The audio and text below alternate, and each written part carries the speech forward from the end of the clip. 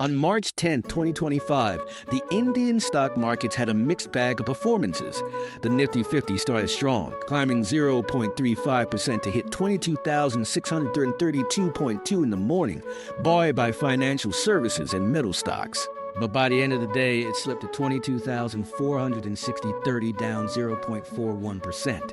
The BSE Sensex mirrored this trend, initially rising 0.39% to 74,618.54, only to close at 74,115.17, a decline of 0.29%. Meanwhile, the Bank Nifty struggled, opening at 48,312 and fluctuating throughout the day, ultimately closing at 48,497.50, down 0.65%. It's clear that while there were early gains, the markets couldn't hold on, reflecting ongoing uncertainties, especially around U.S. tariffs. Investors should keep a close eye on trade negotiations and global economic signals, as these will likely shape market movements in the days ahead.